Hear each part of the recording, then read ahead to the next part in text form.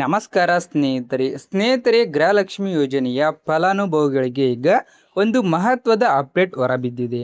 ಕೆಲವು ಫಲಾನುಭವಿಗಳ ಬ್ಯಾಂಕ್ ಖಾತೆಗಳಿಗೆ 4,000 ರೂಪಾಯಿ ಜಮಾ ಆಗಿರುವ ಬಗ್ಗೆ ಮಾಹಿತಿ ಹರಿದಾಡುತ್ತಿದೆ. ಹಾಗಾದರೆ ಈ ಹಣ ಯಾರಿಗೆ ಬಂದಿದೆ, ಎಲ್ಲರಿಗೂ ಬರುತ್ತದೆಯಾ ಅಥವಾ ಕೆಲವರಿಗೆ ಮಾತ್ರವೇ ಸಿಗುತ್ತದೆಯಾ ಅಂತ ಸಂಪೂರ್ಣ ಮಾಹಿತಿಯನ್ನು ಈ ವಿಡಿಯೋದಲ್ಲಿ ನೋಡ್ತಾ ಹೋಗೋಣ.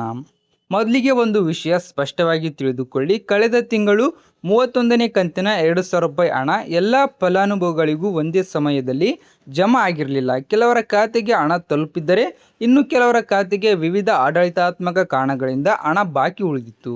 ಈಗ 32ನೇ ಕಂತಿನ ಹಣದ ಪ್ರಕ್ರಿಯೆ ಆರಂಭವಾಗುತ್ತಿರುವ ಹಿನ್ನೆಲೆ ಕೆಲವು ಫಲಾನುಭವಿಗಳಿಗೆ ಬಾಕಿ ಉಳಿದ 31ನೇ ಕಂತಿನ 2,000 ರೂಪಾಯಿ ಮತ್ತು ಹೊಸ 32ನೇ ಕಂತಿನ 2,000 ರೂಪಾಯಿ ಸೇರಿ ಒಟ್ಟು 4,000 ರೂಪಾಯಿ ಜಮಾ ಆಗುವ ಸಾಧ್ಯತೆ ಇದೆ. ಅಂದರೆ 31ನ ಕಂತಿನ ಹಣ ಈಗಾಗಲೇ ಪಡೆದವರಿಗೆ ಈ ಬಾರಿ ಕೇವಲ 2,000 ರೂಪಾಯಿ ಮಾತ್ರ ಜಮಾ ಆಗಲಿದೆ. ಆದರೆ 31ನೇ ಕಂತಿನ ಹಣ ಬಾಕಿ ಇದ್ದವರಿಗೆ 2 ಕಂತುಗಳು ಸೇರಿ 4,000 ರೂಪಾಯಿ ಬರಬಹುದು. ಸರ್ಕಾರ DBT ಮೂಲಕ ಹಂತ ಹಂತವಾಗಿ ಹಣ ಜಮಾ ಮಾಡುತ್ತದೆ.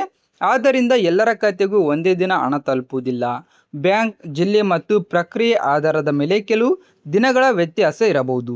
ನಿಮ್ಮ ಖಾತೆಗೆ ಹಣ ಬಂದಿದೆ ಎಂಬುದನ್ನು MMS, ಬ್ಯಾಂಕ್ ಪಾಸ್ಬುಕ್ ಅಥವಾ ಬ್ಯಾಂಕ್ ಸ್ಟೇಟ್ಮೆಂಟ್ ಮೂಲಕ ಪರಿಶೀಲಿಸಬಹುದು.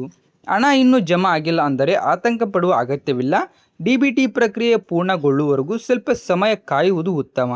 ಇದಕ್ಕೆ ಸಂಬಂಧಿಸಿದಂತೆ ಸರ್ಕಾರದಿಂದ ಅಧಿಕೃತ ಪ್ರಕಟಣೆ ಅಥವಾ ಹೊಸ ಮಾಹಿತಿ ಹೊರಬಂದರೆ ಅದನ್ನು ಪರಿಶೀಲಿಸಿ ನಂತರವೇ ನಂಬುವುದು ಉತ್ತಮ. ನಿಮಗೆ ಈ ಮಾಹಿತಿ ಉಪಯುಕ್ತವಾಗಿದ್ದರೆ ಈ ವಿಡಿಯೋಗೆ ಒಂದು ಲೈಕ್ ಮಾಡಿ.